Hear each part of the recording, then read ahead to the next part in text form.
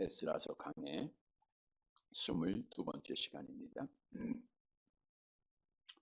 지난 시간에 유다 백성들의 예루살렘 성전을 재건하고 하나님께 봉헌하는 말씀을 함께 나누었죠. 성전을 봉헌한 지 약 5주의 시간이 지난 이후에 오늘 본문은 그들이 하나님 앞에 유월절을 지켰다라고 말씀해 주고 있죠. 본문 19절 말씀을 함께 보도록 하겠습니다. 같이 봅니다. 사로잡혔던 자의 자손이 첫째 달 14일에 유월절을 지키되. 유월절을 지켰다. 유월절이 어떤 날인가? 유월절은 이스라엘 백성들이 애굽에서 구원받을 때 하나님께서 모세를 지도자로 세우셔서 바로 왕 앞에 서게 하죠. 바로 왕의 마음을 강팍하게 하기에 결국 10가지의 재앙을 바로 왕 앞에 또 애굽 나라에 내리게 됩니다. 물이 피로 변하는 재앙이 있고 개구리 재앙, 티끌 재앙, 파리 재앙, 가축 재앙, 또 악성 종기 재앙, 우박, 또 메뚜기, 그리고 3일 동안의 흑암 재앙, 이렇게 9가지가 있고 10번째 마지막 재앙이 장자의 죽음입니다. 장자의 죽음은 사람이나 짐승이나 처음 난 것을 다 죽는 그런 재앙이죠. 그런데 하나님께서는 하나님의 백성들을 살리셔야죠. 그래서 장자의 죽음으로부터 구원받는 한계를 예비하셨는데 어린 양의 피를 문인방과 좌우 설주에 뿌리라라고 말씀을 하고 있고, 그 피를 보고 죽음의 사자가 넘어가게 될 것이다 라고 말씀을 하고 있죠. 출애굽기서 12장 13절 말씀입니다. 함께 봅니다. 내가 애굽 땅을 칠 때에 그 피가 너희가 사는 집에 있어서 너희를 위하여 표적이 될지라. 내가 피를 볼 때 너희를 넘어가리니 재앙이 너희에게서 내려 멸하지 아니하리라. 피를 볼 때 너희를 어떻게 해요? 넘어간다. 그 집을 넘어가는 거예요. 그게 유월절이라는 단어입니다. 패스오버, 넘어가는 거예요. 그래서 마지막 장자의 죽음으로부터 구원받은 절기가 유월절입니다. 근데 이 절기는 하나님께서 영원토록 지키라고 명령을 하셨죠. 출애굽기서 12장 14절 함께 봅니다. 너희는 이 날을 기념하여 여호와의 절기를 삼아 영원한 규례로 대대로 지킬지니라. 대대로 유월절을 지켜라. 그런데 그날 밤에 이스라엘 백성들이 애굽에서 나와요. 따라서 이스라엘 백성들은 애굽에서 구원받은 것을 기념해서 또한 무교절을 한 주간 동안 지키게 되죠. 출애굽기서 12장 17절 18절 계속 봅니다. 너희는 무교절을 지키라. 이 날에 내가 너희 군대를 애굽 땅에서 인도하여 내었음이니라. 그러므로 너희가 영원한 규례를 삼아 대대로 이 날을 지킬지니라. 첫째 달 그 달 열 나흘 날 저녁부터 21일 저녁까지 너희는 무교병을 먹을 것이요. 그래서 유월절과 무교절은 같은 절기로 이 이후부터 계속해서 말씀하고 있는 겁니다. 유월절은 엄밀하게 마지막 장자의 죽음으로부터 구원받은 절기를 기념하는 것이고요. 그리고 그날로 시작해서 이스라엘 백성들이 애굽에서 구원받았기에 무교절은 애굽에서 구원받은 것을 기념하여 지키는 절기입니다. 자, 이스라엘 백성들이 애굽에서 나와서 결국 이제 가나안의 복을 받고 나라를 이루게 돼요. 그러면 유월절을 잘 지켰을까요? 안 지켰을까요? 잘 지켜야 함에도 불구하고 우리 인간은 참 연약합니다. 하나님의 은혜를 쉽게 잊어버려요. 우리도 돌아보면 정말 하나님의 은혜 속에 감격하고 찬양하고 감사할 때가 있는데 또 쉽게 우리가 낙심을 하는 것이 연약한 모습들이죠. 근데 이스라엘 백성들은 어떤 낙심하는 일이 아니라 너무 형통하고 너무 잘 살게 되보니까 하나님 앞에 절기를 안 지키는 거예요. 그래서 선한 왕이었던 히스기야 왕이 된 이후에 유월절을 회복을 합니다. 역대하 30장 5절 말씀이죠. 함께 봅니다. 드디어 왕이 명령을 내려 브엘세바에서부터 단까지 온 이스라엘에 공포하여 일제히 예루살렘으로 와서 이스라엘 하나님 여호와의 유월절을 지키라 하니 이는 기록한 규례대로 오랫동안 지키지 못하였음이더라. 당연히 지켜야 함에도 불구하고 이때는 아직 이방 나라에 넘어가지 않았을 때잖아요. 그럼에도 그들이 오랫동안 지키지 않았던 거예요. 하나님의 은혜 잊어버린 거예요. 구원의 은혜 잊어버린 겁니다. 하나님 모르고 생활했던 거예요. 근데 히스기야 왕이 유월절을 지켜라. 예루살렘에 다 와서.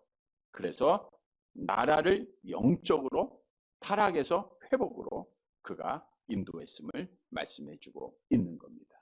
뿐만 아니라 종교 개혁을 단행했던 요시야 왕도 유월절을 회복을 시켰어요. 유월절.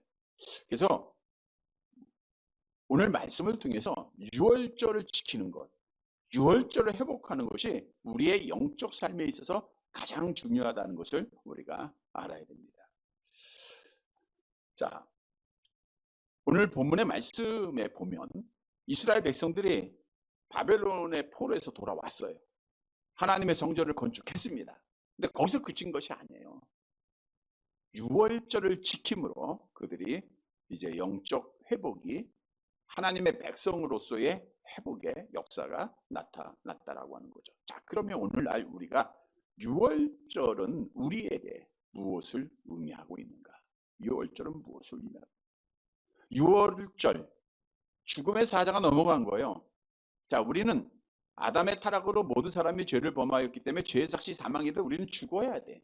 근데 우리를 죽음의 사자가 넘어갔다는 것은 우리를 죽음에서 구원해 주셨다라는 말씀이죠. 즉 오늘 오전에 말씀드린 대로 십자가의 예수님을 바라보면 믿으면 영생을 얻는다라고 하는 말씀처럼 예수께서 나의 죄를 대신해서 십자가에 죽으셨습니다라고 하는 고백 속에 우리는 죽음의 사자가 우리를 넘어간 거예요. 그러니까 나에게 있어서 우리에게 있어서 유월절은 죽음으로부터 구원받은 것을 기념하는 거예요.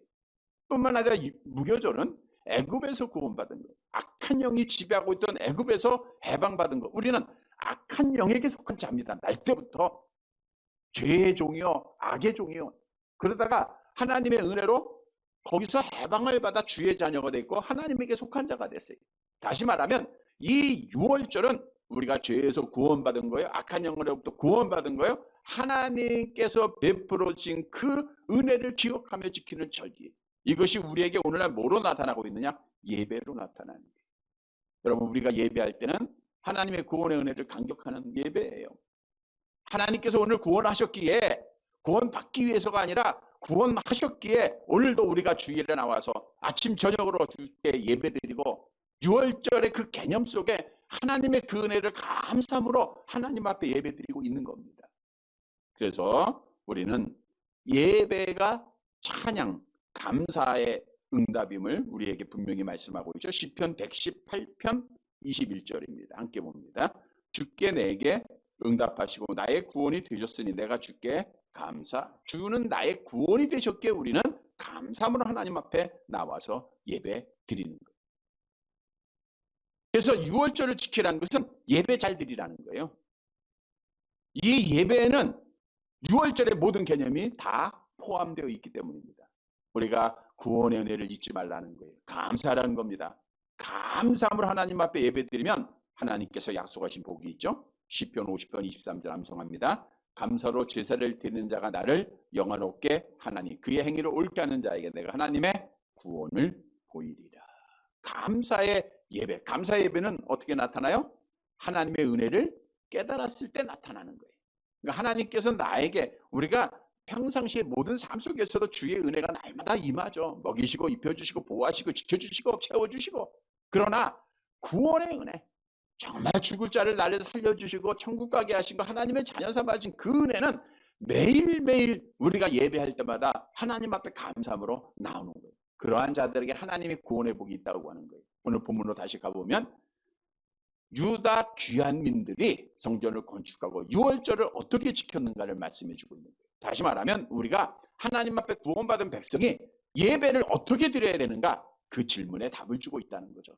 따라서 오늘 말씀을 통해서 유월절을 잘 지켜서 정말 예배를 하나님의 말씀 따라 지켜서 우리 하나님을 기쁘시게 하고 하나님께서 약속하신 복을 받는 사랑하는 성도들이 되시기를 간절히 바랍니다. 첫째로 대지로 회개함으로 깨끗한 예배를 드려야 돼요. 그러니까 회개하는 예배가 하나님 앞에 올바른 예배입니다. 본문 20절 말씀 함께 봅니다.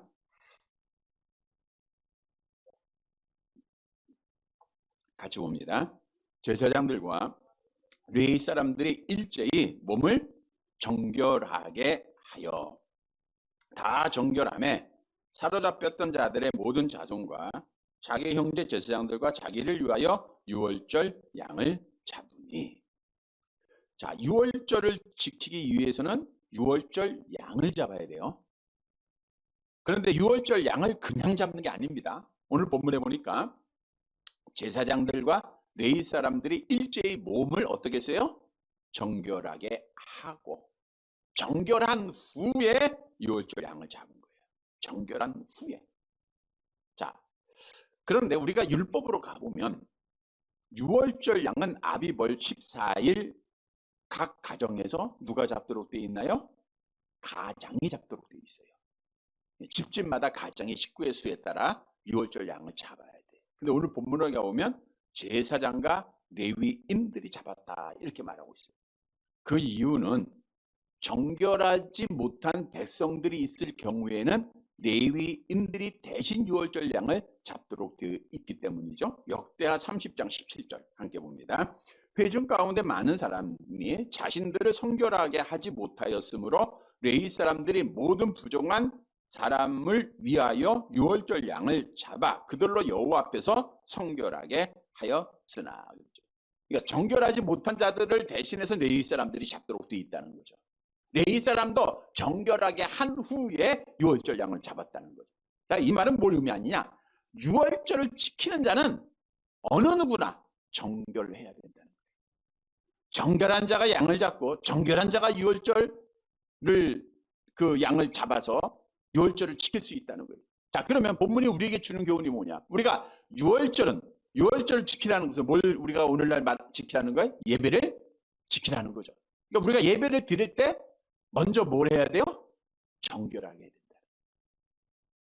정결하게 한다는 것은 깨끗하게 해야 된다. 깨끗함의 반대는 더러움이에요. 더러움은 뭘 의미하고 있어요? 죄를 의미하는 거잖아요.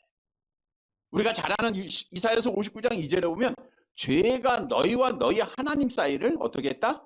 가로막고 있다는 거예요. 그러니까 우리가 아무리 하나님 앞에 예배드려도 정결하지 못하고 죄가 있으면 하나님과 우리 사이에 담이 있기 때문에 예배가 상달이 안 되는 거예요. 기도가 상달이 안 되는 거예요. 찬양이 상달이 안 되는 거예요. 그래서 하나님이 기뻐하시는 참 예배를 드리기 위해서는 가장 먼저 해야 될 것이 뭐예요? 정결. 그 죄의 담을 헐어야 돼요.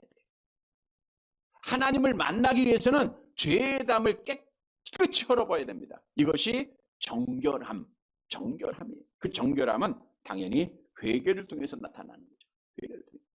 여러분, 하나님은 우리의 마음의 중심을 보고 계세요. 지금도 여러분의 중심을 다 헤아리시고 정결함으로 예배하고 있느냐, 예배 집중하고 있느냐, 하나님 앞에 깨끗하게 예배하고 있느냐, 하나님이 그걸 보시는 거예요. 이스라엘 백성들이 더러운 제물로 하나님 앞에 제사를 드릴 때 하나님이 받지 않으셨다라고 분명히 증언하죠. 말라기 1장 7절입니다. 함께 봅니다. 너희가 더러운 떡을 나의 제단에 드리고도 말하기를 우리가 어떻게 주를 더럽게 하였나이까 하는도다. 이는 너희가 여호와의 식탁을 경멸히 여길 것이라 말하기 때문이라. 더러운 떡을 드렸다. 더러운 짐승으로 제물을 드리는 거예요. 더러운 거. 주의 상을 경멸히 여겼다. 진정한 마음이 없어 하나님을 무시하고 하나님을 멸시하는 마음으로 드린 거예요. 자, 그런 예배 하나님이 받으시겠느냐? 안 받는다는 거죠. 대표적인 사람 있죠? 엘리의 두 아들. 엘리의 두 아들이 아버지 제사장의 직을 이어 제사장으로서 백성들을 대신하여 예배를 드리는데, 제사를 드리는데 하나님을 경멸히 여겼어요. 멸시함으로 예배했어요. 그러니까 하나님의 말씀 따라 행하지 아니하고 자기네 방법대로 자기들을 위해서 예배하고 형식적으로 예배하며 더럽게 예배드린 거예요. 그때 유명한 말씀으로 우리에게 성경은 증언하고 있죠. 사무엘상 2장 30절 하반절입니다. 함께 봅니다. 나를 존중히 여기는 자를 내가 존중히 여기고 나를 멸시하는 자를 내가 경멸이 하게 하리라. 그러니까 나를 존중히 여기는 자를 내가 존중히 여긴다. 그러니까 존중한 예배, 깨끗한 예배를 내가 존중하게 받고 나를 경멸하는 더러운 예배는 내가 받지 않겠다라고 분명히 말씀해 주고 있어요. 여러분, 하나님은 결코 더러운 예배 드리는 자, 그 예배 하나님 받지 않으십니다. 즉 죄를 가지고 있는 예배는 하나님이 받지 않으신다는 거 우리가 분명히 알아야 돼요. 예배 드릴 수 있어요. 양 잡을 수 있습니다. 그러나 하나님 앞에 그건 더럽게 인정받았기에 받지 않으신다는 거예요. 아모스서 5장 21절 보세요. 함께 봅니다. 내가 너희 절기들을 미워하여 멸시하며 너희 성회들을 기뻐하지 아니하나니. 절기 지키고 예배 드리는 거 하나님이 기뻐하지 않는다 그랬어요. 왜? 더러운 예배. 정결하지 못했기 때문이라는 거예요. 말씀대로 행하지 않았기 때문이라는 거예요. 따라서 오늘 말씀을 통해서 우리는 정말 하나님 앞에 예배 드릴 때 깨끗함으로 드려야 된다. 이걸 다시 한번 꼭 깨닫고 실천을 해야 돼요. 정결함으로 드려야 된다. 물도멍이에 손발을 씻듯 갈릴리 가나에 있었던 정결 예식처럼 우리가 바깥에서 정말 집으로 들어올 때 손발을 씻듯 여러분들이 성전에 나올 때마다 우리가 씻어야 돼요. 우리의 온 몸을 정말 성령으로 예수의 피로 다 정결하게 씻어야 돼요. 그러한 자들이 양을 잡을 수 있고 유월절에 참여하고 참된 예배를 드릴 수 있다는 거예요. 그것은 우리가 죄를 회개하는 겁니다. 우리의 죄가 깨끗하게 되는 길은 오직 한 길밖에 없다 그랬잖아요. 우리가 지금 전전 주일에도 오늘 저녁 오늘 말고 그 전 주일에 말씀드렸잖아요. 예수의 피밖에 없다 그랬죠? 예수의 피밖에. 우리가 죄 용서 받는 길은 예수의 피밖에 없어요. 그래서 예수의 피를 의지해서 하나님 앞에 회개하는 기도를 드려야 됩니다. 여러분, 성경은 우리가 하나님 앞에 회개할 때 하나님이 안아주시고 우리가 누가복음 15장에 돌아온 탕자의 모습을 보면 하나님이 용서하셨음을 말씀해주고 있죠. 하나님이 안아주세요. 그러니까 그 죄의 담이 더 허물어지는 거예요. 따라서 예배하는 자는, 진짜 예배 드리는 자는 뭐 하는 자예요? 회개하는 자입니다. 회개하는 자. 그런데 오늘날 문제는 회개가 많이 없어지고 있다고 그랬죠. 천부의 의지 없어서 손들고 옵니다. 옛날에는 막 눈물 흘리면서 철저하게 회개하고 주 앞에 돌아왔는데 천부의 의지 없어서 찬양을 하는데 죄가 기억이 안 나요. 내가 뭔 죄를 범했지? 마치 바리새인들처럼 자기의 의밖에 생각이 안 나요. 내가 한 주간 동안 말씀 잘 받지? 기도 많이 했지? 내가 의롭게 살도록 노력했지? 하나님 앞에 죄범하지 않았지? 내가 이런 시험을 다 이겼지? 내가 하나님 앞에 이렇게 했지? 라고는 자랑밖에 생각이 안 나고 자기가 하나님 앞에 범한 죄악이 기억이 안 난다는 거예요. 그러니까 회개가 없어요. 이것이 오늘날 우리의 문제입니다. 여러분, 하나님이 받으시는 예배는 하나님 나는 죄인으로서이다 두 손 들고 하나님 앞에 나오는 자들을 주께서 받아주시고 주께서 기뻐하시고 주께서 안아주시고 주께서 복을 주시는 거예요. 그래서 우리가 하나님 앞에 회개해야 돼요. 성경도 만일 우리가 죄 없다면 어떤 사람이라 그랬어요? 요한 1서 1장 8절 함께 봅니다. 만일 우리가 죄가 없다고 말하면 스스로 속이고 또 진리가 우리 속에 있지 아니할 것이요. 만일 우리가 죄가 없다고 말하면 스스로 속이고 그건 거짓말쟁이라는 거죠. 근데 오늘날 우리 주위에 특히 믿는 사람들 죄 없다고 하는 사람이 얼마나 많습니까? 근데 그 안에는 진리가 없어요. 예수님이 없어요. 말씀이 없어요. 여러분, 예수님이 없는 예배 하나님이 받으시겠습니까? 안 받는 거죠. 진리이신 예수님이 내 안에 있어야 되죠. 그 피가 내 안에 있어야 유월절을 지키듯 우리가 하나님 앞에 참된 예배를 드릴 수 있는 거예요. 그래서 우리는 무엇보다도 예배를 잘 준비해야 돼요. 오늘도 보면 유월절을 지키기 전에 뭘 잡아요? 양을 잡는데 양을 잡기 전에 뭐 했다고요? 정결하게 하는 거예요. 그래서 여러분이 예배를 드리기 전 양을 잡아야 되는데 양을 잡기 전 내가 어떻게 돼요? 정결하게 돼요. 그래서 예배 전에 일찍 오는 게 좋은 거예요. 일찍 와서 뭐예요? 우리가 앞에 지금 있죠? 예배를 뭐하고 준비하라고요? 기도하고 준비하라고. 물론 오랜만에 보는 분들이기 때문에 반갑게 얘기해야 되고 할 말도 참 많습니다. 그런데 하나님도 오랜만에 보잖아요. 그러니까 하나님하고 얘기해야지. 근데 그 기도가 무슨 기도가 되냐? 먼저는 회개의 기도가 돼야 돼. 우리가 한 주간 동안 성장을 하면서 하나님의 말씀을 어긋나는 게 다 죄인데 얼마나 많겠습니까? 정말 기억하는 그 죄를 우리가 다 헤아린다고 하면 수많은 노트에도 다 기록하지 못할 거예요.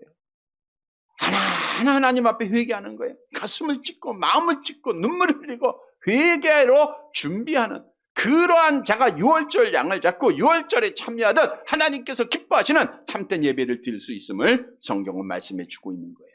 그래서 시편 51편 1절 2절 함께 봅니다. 하나님이여 주의 인자를 따라 내게 은혜를 베푸시며 주의 많은 긍휼을 따라 내 죄악을 지워 주소서.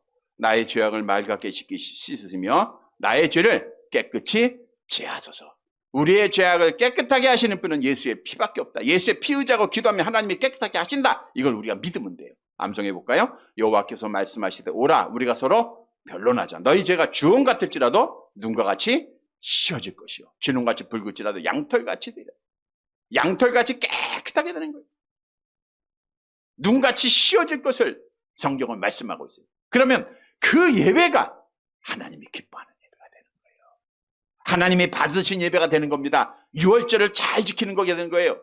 성도 여러분, 오늘 말씀 따라 예배는 회개가 있어야 된다. 다시 한번 잘 기억하고 날마다 먼저 하나님 나는 죄인입니다. 우리가 날마다 하나님 나는 공고한 사람입니다. 죄인 중에 기수입니다. 하나님 앞에 철저하게 두 손 들고 회개하고 정결함으로 유월절을 지켰듯 예배드려서 우리 하나님을 기쁘시게 하고 하나님을 만나고 하나님께서 받으시는 참된 예배를 드리는 사랑하는 성도들이 되시기를 간절히 바랍니다. 두 번째로는 여호와만 예배하는 게 참예배입니다. 여호와만 예배해야 돼요. 뭐 당연하죠. 그러나 그렇지 못한 경우가 많이 있습니다. 본문 21절을 봅니다. 같이 봅니다. 사로잡혔다가 돌아온 이스라엘 자손과 자기 땅에 사는 이방 사람의 더러운 것으로부터 스스로를 구별한 모든 이스라엘 사람들에게 속하여 이스라엘의 하나님 여호와를 찾는 자들이 다 먹고. 자, 유월절을 지키기 위해서는 뭘 잡아야 돼요? 유월절 양을 잡아야 돼. 유월절 양을 잡기 위해서는 어떻게 해야 돼요? 정결해야 돼. 자, 회개했습니다. 이제는 유월절 양을 잡았으면 유월절 양을 어떻게 해야 돼요? 먹어야 되는 거예요. 먹어야 돼. 우리가 하나님 앞에 나와 예배를 드리는데 말씀을 먹습니다. 은혜를 먹습니다. 하나님 앞에 우리가 은혜를 받아야 돼. 자, 그런데 누가 먹느냐? 오늘 본문은 말씀하고 있죠. 다시 보세요. 21절. 사로잡혔다가 돌아온 이스라엘 자손. 이스라엘 자손은 하나님 앞에 택한 자들. 할례를 받았을까요? 안 받았을까요? 받은 자들이죠. 그들이 먹었어요. 바벨론 포로에서 돌아온 자들, 믿음 지킨 자들입니다. 하나님의 성전을 사랑하는 자들입니다. 하나님 앞에 헌신된 자들이죠. 택함 받은 자들이죠. 그들이 먹었어요. 뿐만 아니라 그 다음 절을 보시면 돼요. 이방 사람의 더러운 곳으로부터, 이방 사람의 더러운 건 뭐예요? 이방 사람들이 섬겼던 우상을 말하고 있죠. 우상으로부터 스스로를 구별했다는 것은 우상을 숭배하지 않은 자들, 즉 이방 사람이지만 우상 숭배하지 않았던 자들, 그리고 모든 이스라엘 사람들에게 속하여, 그러니까 이스라엘 백성들에게 종이 됐던 자들을 말하고 있는 거예요. 그들이 이스라엘의 하나님 여호와를 찾는 자들이라. 이스라엘 하나님 여호와를 찾는 자들, 즉 이방 사람이지만 정말 그 다실론에 많은 우상들이 있었음에도 불구하고 그들이 우상 숭배하지 않고 여호와 하나님을 찾고 이스라엘에게 속하였던 그런 자들도 양을 먹었다. 이러한 자들도 유월절을 지켰다라고 말씀해 주고 있는 거예요. 성경에도 유월절은 누가 그 양을 먹을 수 있는가를 말씀해 준 내용이 있죠. 출애굽기서 12장 48절입니다. 함께 봅니다. 너희와 함께 거류하는 타국인이 유월절을 지키고자 하거든 그 모든 남자는 할례를 받은 후에야 가까이 하여 지킬지니 곧 그는 본토인과 같이 될 것이나 할례 받지 못한 자는 먹지 못할 것이니라. 그러니까 오늘 이들이 유월절 양을 먹었다는 것은 뭐예요? 할례를 이방인이지만 할례를 받았다는 거예요. 자, 우리가 하나님 앞에 나와서 은혜를 받고 또 우리가 세례를 통해서 성찬을 통해서 우리가 하나님 앞에 참여할 때 그것은 세례를 받았기에 하나님의 은혜를 받을 자격이 되는 거예요. 마찬가지로 이방인들 중에서 우상 숭배하지 않고 하나님 앞에 할례를 받고 더 중요한 것은 거기 보니까 여호와 하나님, 오늘 본문에 하나님 여호와를 찾는 자들이라. 그래서 그들이 유월절 양을 먹었음을 말씀해 주고 있는 거예요. 여러분, 여호와 하나님을 찾는 자들이, 여기서 찾았다라고 하는 것은 그냥 구하다라는 건데, 여호와 하나님만 바라봤다, 섬겼다, 이런 의미를 가지고 있어요. 다시 말하면 이들은 할례받고 이방인이지만 우상숭배 다 버리고 세상 다 버리고 여호와 하나님만 바라보고 하나님을 찾은 거예요. 하나님을 경외하고 하나님을 예배했다, 그 뜻이에요. 이들은 여호와가 참신인 것을 알고 할례받고, 그리고 여호와 하나님만 예배하는 자였기에, 여호와를만 찾았기에 그들이 유월절 양을 먹을 수 있는 거예요. 따라서 오늘 본문이 우리에게 주는 교훈은, 우리가 하나님 앞에 예배를 드리는데 우리가 다 이방인들입니다. 여기서 우리가 하나님 앞에 민족적으로 선택받은 자는 없어요. 그러나 하나님의 은혜로 여호와가 참신인 것을 알고 우리가 세례를 받고 하나님의 은혜로 하나님의 자녀가 되고, 그리고 여호와를 찾음으로 날마다 주일마다 나오는 거예요. 여러분, 주일에 누구를 찾기 와서요? 뭐 잃어버린 가족을 찾기 위해서 나오는 거 아니죠? 친구 만나기 위해서 못 보던 자 물론 있겠죠. 이번 이민교회에 보면은 우리가 주일에 많은 사람들이 다 나옵니다. 제가 목회했던 브레모토라는 곳에도 이제 한인이 한 200명 정도밖에 안 살았던 곳이에요. 그때 1985년도 6년도만 해도. 근데 나중에는 200명이 거의 다 나왔어요, 교회를. 이민교회는 보통 70%가 나옵니다. 그때만 해도. 왜냐? 신교하는 목적이 커요. 그러니까 사람이 그리워요. 동족이 그린 거예요. 그래서 예배보다는 친교가 더 많은 비중을 차지할 때가 많습니다. 예배는 1시간 드리지만 예배 후에 서로 음식을 나누고 대화하고 교제하고, 거기서 끝나는 거 아니에요. 또 집으로 갑니다. 거기서 또 밤새 교제하고, 여기에 목적이 많아요. 그런 사람들도 있어요. 그러다가 또 주님 만나고 또 예수 믿고 구원받는 사람도 많아지고요. 자, 그러나 궁극적인 목적은, 우리는 하나님의 성전에 나오는 것을 누굴 찾기 위해서 나오는 거예요? 여호와 하나님 찾기 위해서 나오는 거예요. 다시 말해서 여호와를 예배하기 위해서 나오는 거예요. 그래서 오늘 본문이 우리에게 주는 교훈은, 예배라고 하는 것은 사람 만나는 게 아니에요. 예배라고 하는 것은 여호와를 찾는 것, 여호와께만 드리는 것이 참된 예배다, 그 말이에요. 여호와만. 그래서 우리는 여호와 하나님만 찾는 예배가 되어야 됩니다. 우리 하나님께서도 십계명을 통해서 첫째 계명을 주실 때 뭐라고 말씀했어요? 암송해 볼까요? 너는 나 외에 다른 신들을 내게 두지 말라. 나 외에는 다른 신을 내게 두지 말라. 여호와만이 참신이다, 그거죠. 그래서 제1계명이 요구하는 게 뭔가? 소리문답 45문 함께 봅니다. 제1계명이 요구하는 것은, 하나님은 유일한 참신이 되심과 우리의 하나님이 되심을 알고 승인하며 그대로 그에게 경배하며 영화롭게 하라 한 것입니다. 그러니까 제1계명이 요구하는 것은 하나님이 유일하신 참신인 것을 알고 그분께 경배하라는 거예요. 오늘 이방인이지만 뭐 이스라엘 백성들은 뭐 당연히 하나님을 알았던 자고 하나님 앞에 돌아와서 그들이 유월절에 참여하는 것은 당연할 수 있어요. 이방인들이지만 여호와가 참신인 것을 알고 우상 다 버리고 하나님을 경외하고 하나님 앞에 예배하는 거예요. 그 예배를 하나님이 받으시고 그들이 유월절 양을 먹을 수 있듯이 하나님의 은혜를 먹을 수 있는 자가 된다고 하는 사실을 우리는 기억해야 될 겁니다. 여러분, 하나님만이 참신이라는 것, 하나님만이 창조주가 되시고 그분만이 경배를 받으실 분이라는 것, 그분만이 살아계시고 그분만이 영원하시고 그분만이 거룩하시고 그분만이 진실하시고 그분만이 의로우신 분이라는 것, 우리가 말씀을 통해서 알았으면 그분을 예배해야 돼요. 시편 95편 1절에서 3절 함께 봅니다. 오라, 우리가 여호와께 노래하며 우리의 구원의 반석을 향하여 즐거이 외치자. 우리가 감사함으로 그 앞에 나아가며 시를 지어 즐거이 그를 노래하자. 여호와는 크신 하나님이시여 모든 신들보다 크신 왕이시기 때문이시다. 여호와가 크신 하나님이라는 유일하신 하나님이라는 뜻이에요. 그분만이 진짜 신이에요. 그러니까 우리가 그분을 아는 자들로서 그분 앞에 예배하는 거 당연한 거죠. 우리 하나님이 이스라엘 백성들을 구원하시고 한 가지를 요구를 하셨어요. 오늘 우리를 죄악에서 구원해 주시고 하나님이 우리에게 하시는 요구죠. 우리가 잘 아는 신명기 10장 10절 말씀해 보면 하나님의 요구가 뭐예요? 하나님을 경외하고 그의 말씀을 짓고 너는 마음과 뜻을 다하여 내 하나님 여호와를 사랑하는 거예요. 다시 말하면 하나님 앞에 예배하라는 거예요. 하나님을 경외하라는 겁니다. 하나님을 경외하라, 하나님을 무서워하라. 이게 하나님의 요구예요. 여러분, 왜 하나님을 경외해야 되는가? 경외하는 자가 하나님 앞에 무릎을 꿇고 진정한 예배를 드리는 자이기 때문입니다. 성경이 증언하죠. 시편 95편 6절 함께 봅니다. 오라 우리가 굽혀 경배하며 우리를 지으신 여호와 앞에 무릎을, 이게 예배예요. 경외하면 무서워서 무릎을 꿇는 거예요. 그러니까 하나님 앞에 예배할 때 어때요? 우리가 고개를 숙여요? 들어요?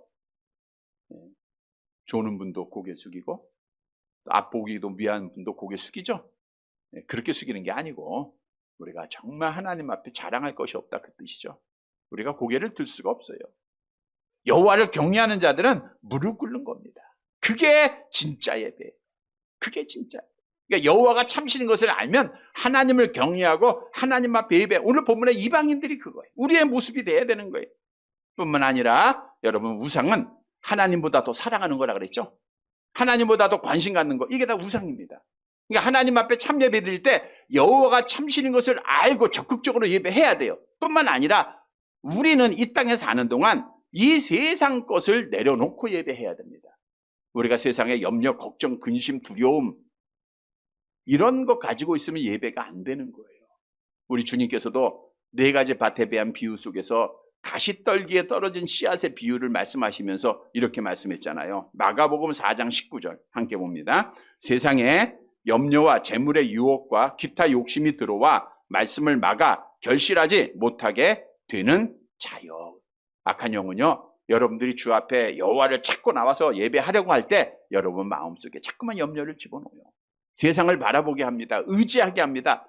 세상 거 자꾸만 생각하게 만들어요. 그러면 뭐가 안 들어와요? 말씀에. 집중해도 못 듣는데. 근데 자꾸만 헛된 생각하고 여러 가지 생각을 하다 보면 말씀이 당연히 들리질 않는 거예요. 그걸 마귀가 기뻐하고 마귀가 원하는 거예요. 그래서 우상을 버리고 여호와를 찾는다고 하는 것은 여호와가 참시는 것을 알고 그 앞에 무릎을 꿇는 것은 물론 세상 것을 우리가 버려야 되는 거예요. 세상의 염려, 걱정, 근심 다 내려놓고 하나님에게 집중하는 거, 그게 참된 예배예요. 여러분, 우리가 하나님을 사랑하는 게 예배의 한 모습인데 어떻게 사랑해야 되죠? 마태복음 22장 37절 함께 봅니다. 예수께서 이르시되 내 마음을 다하고 목숨을 다하고 뜻을 다하여 주 너의 하나님을 사랑하라. 목숨 걸고 예배 드려야 되는 거예요. 하나님 앞에 그냥 예배해서는 안 됩니다. 많은 시험들이 있어요. 성도 여러분, 오늘 본문에 참되게 유월절을 지킨 자는 여호와를 찾는 자들이에요. 여호와가 참치는 것을 알고 그분 앞에 무릎 꿇는 자들이에요. 뿐만 아니라 세상 거 다 버리고 사랑하지 않고 염려하지 않고 하나님을 사랑하고 집중하는 예배입니다. 성도 여러분, 우리가 예배를 드릴 때 이런 예배 드려서 우리 하나님을 기쁘시게 해드리는 사랑하는 성도들이 되시기를 간절히 바랍니다. 세 번째로, 예배는 즐겁게 드려야 돼요. 즐겁게. 본문 22절 함께 봅니다. 22절 말씀 같이 볼게요. 즐거움으로 이래 동안 무교절을 지켰으니 이는 여호와께서 그들을 즐겁게 하시고 또 아스루 왕의 마음을 그들에게로 돌려 이스라엘 하나님이신 하나님의 성전 건축하는 손을 힘있게 하도록 하셨음이 어떠라. 즐겁게 며칠 동안? 이래 동안 무교절을 지켰다. 1시간 예배 드리는 것도 무거운 짐이 되고 힘들 때가 있는데 이래 동안 즐겁게 예배한다는 게 쉽지가 않죠. 근데 본문에 보니까 여호와께서 그들을 즐겁게 하셨다. 여러분, 예배를 진정으로 들으면요, 여호와께서 우리에게 기쁨을 주세요. 즐거움을 주십니다. 자, 그리고 이들이 즐겁게 예배한 이유 중에 하나가 오늘 본문에 보니까 잘 이해하셔야 됩니다. 아스루 왕의 마음을 그들에게로 돌려. 아스루 왕의 마음을 그들에게 돌려 이스라엘의 하나님 여호와의 성전을 건축하게 하셨기 때문이다, 이렇게 말하고 있죠. 근데 사실 이 말씀은 문자적으로는 틀리잖아요. 왜냐? 아수르는 주전 722년에 북이스라엘을 멸망시킵니다. 그러니까 북이스라엘은 아수르에 의해서 멸망을 받았어요. 70년 동안 흥왕하다가 주전 611년에 바벨론의 수도가 되고 주전 605년에 완전히 망해요. 그러니까 아수르는 없어집니다. 바벨론에 의해서. 그리고 바벨론은 누구에 의해서? 페르시아에 의해서 무너지고 말아요. 자, 성전 재건은 언제 시작됐냐면 주전 536년 고레스 왕의 명령을 내려서 시작을 해요. 근데 사마리아 사람들의 반대로 바로 중단이 됩니다. 그러다가 16년 동안 쉬어요. 그다음 학계 선지자를 통해서 또 하나님이 권면하고 성전 재건이 되죠. 그리고 다시 시작했다가 주전 516년, 그러니까 성전 건축이 실제적으로 이루어진 건 4년밖에 안 돼요. 그러니까 성전 재건할 때 4년 만에 건축한 스룹바벨의 성전은 초락이 그저 없었겠죠. 그러니까 주전 516년에 어떻든 완공이 돼요. 자, 그런데 성전이 주전 516년에 완공이 됐는데 오늘 본문으로 가보면 아수르 왕이 명령했다 그거예요. 아수르는 이미 망했단 말이에요. 주전 605년에. 그 차이가 엄청나게 한 60년, 65년 차이 나잖아요. 그러니까 아수르 왕은 실제적인 아수르 왕을 말하는 것은 아니라는 것이죠. 그러면 누구를 의미하고 있는가? 페르시아는, 그러니까 메데와 바사죠. 페르시아는 바벨론의 전통을 이어받았어요. 그래서 이 앞절에 보면 바벨론 왕 이렇게 말했던 적이 있죠. 그것도 페르시아 왕을 말하고 있는 거고요. 또 바벨론은 누구의 전통을 이어받아요? 아수르의 전통을 이어받습니다. 그러니까 아수르를 물리치면서 바벨론이 아수르의 모든 지배하는 제국들을 다 받아들였단 말이에요. 또 페르시아도 마찬가지고. 그래서 결국 여기서 말하고 있는 아수르 왕은 페르시아 왕을 의미하는 것이고, 특히 첫 번째 명령 내렸던 고레스 왕이 아니라 두 번째 성전 건축을 명령했던 다리오 왕을 말하고 있는 겁니다. 자, 그럼 다리오 왕이 우리가 성경으로 돌아가 볼까요? 어떤 명령을 내렸죠? 우리 성경을 한번 찾아볼게요. 에스라서 그대로입니다. 본문 7절 8절 6장 7절 8절 같이 봅니다. 하나님의 성전 공사를 막지 말고 유다 총독과 장로들이 하나님의 이 성전을 제자리에 건축하게 하라. 내가 또 조서를 내려서 하나님의 이 성전을 건축함에 대하여 너희가 유대 사람의 장로들에게 행할 것을 알리노니 왕의 재산 곧 유브라데 강 건너편에 거둔 세금 중에서 그 경비를 이 사람들에게 끊임없이 주어 그들로 멈추지 않게 하라. 이 명령을 말하고 있는 거예요. 그러니까 성전 재건 건축을 막지 말라는 거예요. 너희는 가까이 하지도 말라 그랬잖아요. 총독 다띠니에게 가까이 하지도 말라. 그리고 나서 그들에게 성전 건축에 필요한 모든 것은 아낌없이 주라는 거예요. 이 명령 때문에 성전이 어떻든 재건되니까 이스라엘 백성들이 얼마나 더 기쁩니까? 즐겁게 그들이 절기를 지켰다. 그 뜻이죠. 여러분, 오늘 본문이 우리에게 주는 교훈입니다. 우리는 하나님 앞에 예배 드릴 때 하나님의 은혜를 기억함으로 즐겁게 드려야 돼요. 즐겁게 예배하는 자, 하나님이 즐거움을 더하시고 그 즐겁게 예배하는 것을 하나님이 기쁨으로 받아 주시는 거예요. 히스기야 왕의 명령에 따라 레위 사람들이 어떻게 예배했다고요? 역대하 29장 30절 함께 봅니다. 히스기야 왕이 귀인들과 더불어 레위 사람을 명령하여 다윗과 선견자 아삽의 시로 여호와를 찬송하게 하며 그들이 즐거움으로 찬송하고 몸을 굽혀 예배하리라. 그래서 우리는 예배를 드릴 때 어떻게 드려요? 즐겁게 드려야 돼요. 즐겁게. 우리는 어떤 몸의 표현, 입의 표현, 얼굴의 표현보다는 마음이 즐겁죠? 이분 지금 겉의 모습은 즐거운지 화가 나 있는지 알 수가 없어요. 물론 하나님은 아십니다. 그러니까 어떻든 즐겁게 예배 드리시면 돼요. 여러분 마음에 즐거움이 있어야 되고요. 할 수 있으면 얼굴도 좀 밝게 예배 드려야 되고. 인상 쓸 거 없잖아요. 교회 나와서. 인상도 피고 들어오면서 거울 보면서 웃으면서 들어오고. 그래서 우리가 즐겁게 하나님 앞에 예배 드려야 돼요. 우리 예배는 여호와를 만나는데 얼마나 기쁨입니까? 얼마나 즐거움입니까?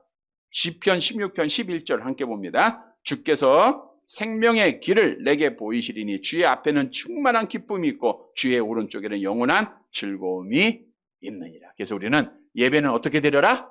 즐겁게 드려라. 항상 즐겁게 하나님 앞에 예배하는 성도들 되시길 바랍니다. 말씀을 정리해 드립니다. 유월절을 지켜야 돼요. 유월절은 뭘 의미한다고요? 예배를 의미한다. 유월절을 잘 지키는 것이 회복이에요. 우리가 신앙이 떨어지고 믿음이 없어지는 것은 예배가 없어지잖아요. 마찬가지예요. 아주 정확한 답입니다. 예배 드리면 하나님 앞에 믿음 지키고요. 예배 안 드리면 믿음이 떨어져요. 믿음이. 그래서 다음 주일도 우리가 설날이지만 예배를 드려야 돼요? 안 드려야 돼요? 드려야 돼요. 다음 주일 저녁에 나오실 분, 안 나오실 분 저녁에. 저녁에 안 나오실 분 없죠? 어떤 분이 그러더라고요. 목사님 다음 주일 저녁에는 좀 쉬어야죠. 네, 저녁에는 쉬어야죠. 그러는데 쉼은 집에서 하시고 우리는 주일이 먼저라 그랬잖아요. 주일이 먼저니까 주일은 예배하는 거예요. 아침 저녁으로. 기도해야 하고 예배하고는 좀 다릅니다. 이건 하나님의 말씀 따라 우리가 예배 드리는 거예요. 수요 기도회는 사실 성경에 말씀한 것은 아니에요. 성경에 말씀한 건 아닌데 선교사님들이 한 주간 우리가 월요일부터 토요일까지 지속된 삶 속에서 그래도 중간에 주일 전에 나와서 기도하면 좀 더 좋잖아요. 하나님 앞에 다시 은혜도 기억나게 되고. 그래서 이제 수요 기도회가 있는 것이, 그거는 어떤 뭐 상황에 따라서도 있을 수 있겠지만 예배는 드려져야 되는 거예요. 그래서 다음 주일은 저녁도 있습니다. 근데 아침에는 우리 가족들이 같이 나오면 더 풍성해질 것 같아요. 그래서 우리가 하나님 앞에 예배를 드려야 돼요. 이게 회복입니다. 예배 드리면 우리가 믿음 지키고 예배 드리면 하나님이 기뻐하는 거예요. 그런데 중요한 것은 어떻게 예배하느냐, 어떤 예배를 드리냐. 오늘 오전에도 진짜 믿음이 있어야 심판날에 하나님이 야, 너 천국 이렇게 말씀한다 그랬잖아요. 어떤 예배 드려야 돼요? 먼저는 뭐 해야 돼요? 회개해야 돼요. 정결함으로 예배 드려야 돼요. 정결함으로. 두 번째는 여호와만 예배해야 돼요. 세상 염려 걱정 의심하지 말고. 그리고 세 번째로는 기쁨으로 드려야 됩니다. 사랑하는 성도 여러분, 이런 예배 드려서 우리 하나님을 기뻐하는, 하나님 앞에 영광을 돌리는 참 예배 드리는 사랑하는 성도들이 되시기를 주님의 이름으로 간절히 바랍니다.